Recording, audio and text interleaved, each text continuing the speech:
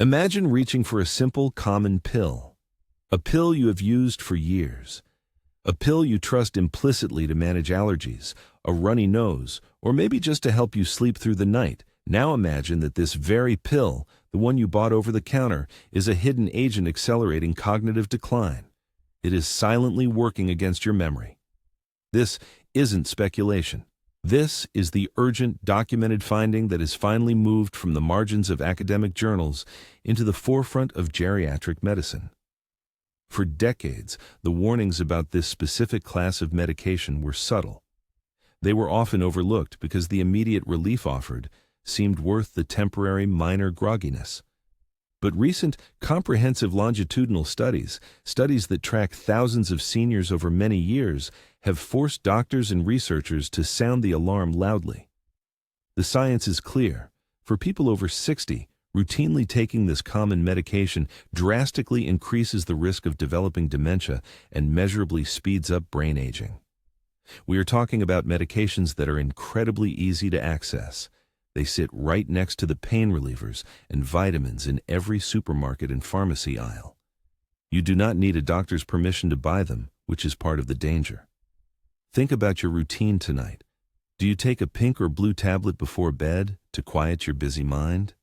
Did you start using an old formula allergy medicine years ago and just keep buying it out of habit? This familiarity is the single biggest threat. We become complacent when a drug is woven into our daily routine.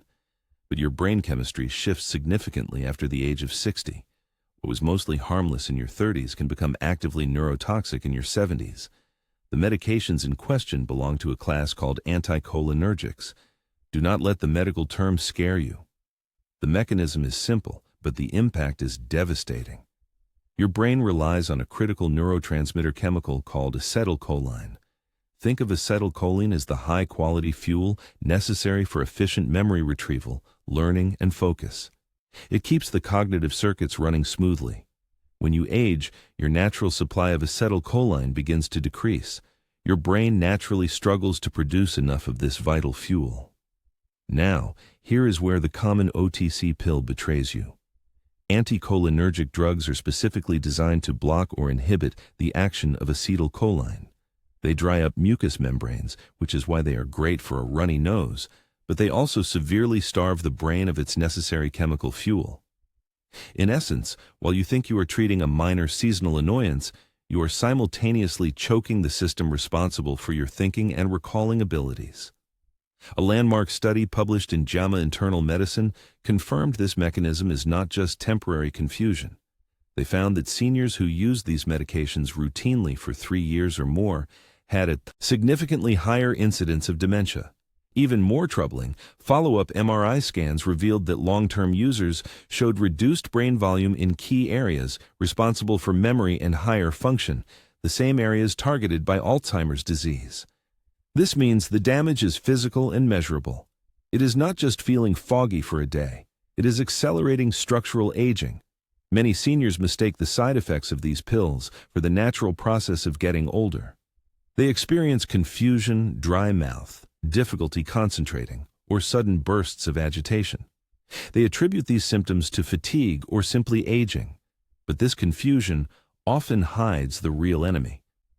This medication makes common symptoms of early cognitive decline worse and faster. It is heartbreaking to realize that something you paid $5 for at the pharmacy might be actively undermining your golden years. This is why doctors are now urgently updating their guidance. We must identify these substances and replace them with safer alternatives. If you are currently taking any non-prescription sleep aid, any nighttime pain reliever, or any old formula allergy pill, you must stop assuming it is safe just because it sits on a shelf. Your first step to protecting your memory must be informed identification. In the next part, we are going to get specific. We will name the 5 most common active ingredients that fall under this dangerous anticholinergic umbrella. These are the chemicals you must look for on the back of the bottle, starting tonight. We will not just point out the danger, we will show you exactly what modern geriatric medicine recommends as effective, non-cognitive impairing substitutes for managing sleep and allergies. Do not touch your medicine cabinet until you see the list. Stay with us. We need to talk about what this medication is actively doing inside your head right now. Many of you, perhaps even you watching this, feel a daily frustration. You walk into the kitchen and suddenly you freeze. The reason you went there has vanished completely. You search for the keys you just put down. You forget the name of a neighbor you've known for years. We often dismiss these moments as simple senior moments. We laugh them off, or worse, we worry that the worst is already beginning. But I need you to understand something critical. For millions of people over 60, these daily frustrations are not a natural part of aging. They are a direct, measurable side effect of the common pill we are discussing. This medication acts like a persistent chemical fog machine inside your brain. It sabotages the one mechanism your brain needs most for memory and processing speed. Think of your brain like a massive city. Communication is handled by tiny chemical messengers. The most crucial messenger for memory, learning, and wakefulness is called acetylcholine. Acetylcholine is the brain's high-speed delivery service. It moves information from the storage unit, memory, to the processing center, consciousness. The common pill you are taking belongs to a class of drugs known scientifically as anticholinergics, and their job description is simple. They block acetylcholine. They are putting up permanent roadblocks on your brain's high-speed highway. They slow down the mail. They prevent the messages from getting through. This is why you feel that constant, sluggish haze. This is why thinking takes more effort than it used to. Your brain is trying to operate without its necessary fuel. In the short term, this blockage leads to simple confusion, dry mouth, and blurry vision. This is why many people feel sleepy right after taking the pill. But the real, silent threat occurs when you take this pill day after day, year after year. Doctors have watched this problem unfold over decades. They saw the temporary confusion in their older patients. But for a long time, they believed the effects were reversible. Stop the pill, and the fog would lift. Then, about 10 years ago, a series of groundbreaking and frankly terrifying studies changed everything. Researchers at major institutions realized they needed to look deeper, not just at the immediate side effects, but at the cumulative long-term impact on the physical structure of the brain. They didn't just look at whether people felt foggy today. They looked at whether years of taking these pills changed their brain's architecture forever. The findings were a shockwave that rattled the entire medical community. It was the moment doctors had to admit the truth about this medication. The research showed that the more acetylcholine pathways you block over time, the greater the risk of accelerated structural decline. It revealed that patients who consistently took this drug class, even low doses, for 3 years or more, showed a significantly increased risk of developing something much more serious than simple confusion. They saw measurable shrinkage in critical parts of the brain responsible for memory and planning. Let me be perfectly clear. We are talking about physical changes visible on brain scans. This wasn't just temporary sleepiness. This was structural damage. This was proof that this common over-the-counter pill was actively speeding up cognitive decline. These studies confirmed that this drug isn't just treating your allergies or your insomnia. It is contributing to the degeneration of your neural pathways. It revealed a direct, undeniable link between the cumulative exposure to this common household medication and the development of dementia. Think about that word, cumulative. It means every single dose builds upon the damage of the last one. If you have been taking this pill for 5, 10, or even 15 years, your brain has been fighting this chemical assault every single day. Now, you are likely asking, if the risk is so severe, why is this medication still sitting on pharmacy shelves everywhere? Why aren't there massive warning labels? The answer lies in the deeply ingrained habits of the pharmaceutical industry and the complexity of moving from awareness to action. It took time for the medical community to gather the overwhelming evidence needed to officially recognize this danger. And it took specialized neuroimaging studies, like those pioneered by research centers in Indiana, to definitively show the areas of the brain that were being starved of acetylcholine. They found patients with high exposure showed lower brain metabolism in the hippocampus, the very area essential for forming new memories. The memory center was slowing down, literally starving. It's time to move beyond the fear and focus on the solution. We need to look closely at exactly which medications carry this enormous risk. In Part 3, we will reveal the specific common brand names that contain these dangerous anticholinergic compounds. We will show you precisely what to look for on the ingredient label and why some pills you think are safe are actually the biggest culprits hiding in plain sight. We have detailed the shocking connection.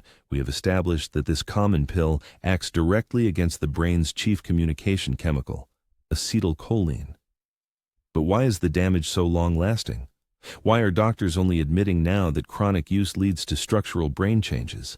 It comes down to cumulative burden. Many people over 60 tell themselves they only take the pill when symptoms are severe, maybe just once a week for seasonal allergies, or perhaps just a half dose every night for sleep assistance. We must erase the belief that taking it rarely is safe. Think of acetylcholine as the brain's main construction worker. Its job is to pave the roads for memory. It manages the rapid communication needed to store a new name, recall a past event, or learn a new skill. This widely available allergy pill acts as a permanent roadblock for that worker. Every time the chemical binds to your receptors, it is not just causing temporary drowsiness, it is forcing a temporary blackout on your memory formation systems. When you take this medication consistently over months or years, the temporary blackouts stop being temporary. They start creating permanent detours and damaged pathways in your neural network. The brain attempts to compensate. It tries to route information around the blockade. But chronic exposure exhausts this compensating mechanism. This mechanism is why the research shows a definite link between long-term use and measurable reduction in brain volume, particularly in regions critical for memory. It is a slow, quiet corrosion. It does not hit like a stroke. It drains your cognitive capacity over years until you wake up one morning and realize the keys have been missing for hours, or the conversation you just had is already fuzzy. The problem is compounded because many seniors are inadvertently doubling up on this dangerous chemical. The core ingredient in that common allergy pill we identified is known as an anticholinergic. It blocks acetylcholine. The critical danger is that this anticholinergic chemical is hiding in dozens of other medications you might be taking right now. This is the biggest mistake that speeds up cognitive decline. Unknowingly taking multiple anticholinergic drugs at the same time. Your nightly sleep aid. If it's an over-the-counter pill meant to induce drowsiness, there's a very high chance it contains the exact same dangerous anticholinergic we warned you about. It is just marketed for sleep instead of allergies. Do you take medication for an overactive bladder or urinary incontinence? Many of the most common prescriptions used to manage these frustrating conditions are powerfully anticholinergic. They are slowing your bladder down, but they are also slowing your mind down. Are you managing depression or anxiety with certain older classes of prescription drugs? Many tricyclic antidepressants carry a very high anticholinergic load. If you are taking one allergy pill, one sleep aid, and one bladder medication, you're not taking 3 different solutions. You might be exposing your brain to 4 or 5 times the dangerous anticholinergic burden. This combination effect drastically multiplies your risk of confusion, delirium, and long-term dementia. The cumulative effect is real, and it is devastating. You must become your own cognitive detective. The only way to protect yourself is to scrutinize every single pill that crosses your lips. You must ask your pharmacist this specific question. Does this pill have anticholinergic activity? Do not accept a vague answer. Demand clarity.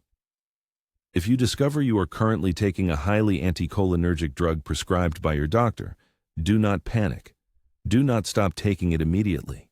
Sudden withdrawal can be highly dangerous with some prescriptions. Instead, you need to prepare for an informed conversation with your physician. Your goal is not to accuse your doctor. Your goal is to cooperate in optimizing your health while protecting your brain. Write down this phrase and use it. Doctor, I am concerned about the total anticholinergic burden of my current medication regimen. I have researched the risks involved. Are there safe, non-anticholinergic alternatives that can achieve the same therapeutic result for my condition? This phrase shifts the discussion from panic to partnership. It shows you are educated. It forces them to acknowledge the cognitive risk. Modern medicine offers alternatives for almost every condition previously treated exclusively with these risky anticholinergic chemicals. You deserve access to those safer options.